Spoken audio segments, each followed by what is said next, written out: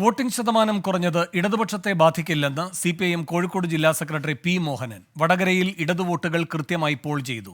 CPIMന് തിളക്കമാർന്ന വിജയമുണ്ടാകുമെന്നും P. Mohanan 24-നോട് പറഞ്ഞു.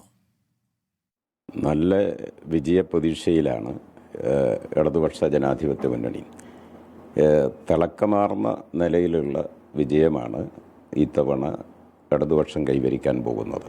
ഇടതുപക്ഷ ജനാധിപത്യ മുന്നണിയുടെ മുഴുവൻ ശക്തിയും സമാഹരിച്ച് ഇടതുപക്ഷത്തിന് വോട്ട് ചെയ്യാൻ തീരുമാനിച്ചിട്ടുള്ള അല്ലെങ്കിൽ അത്തരം നിലപാട് എടുത്തിട്ടുള്ള മുഴുവൻ വോട്ടർമാരെയും പോളിംഗ് ബൂത്തിലേക്ക് എത്തിക്കുന്നതിന് കഴിഞ്ഞിട്ടുണ്ട്. വടകരയുടെ കാര്യത്തിൽ ഒരാശങ്കയും വേണ്ട.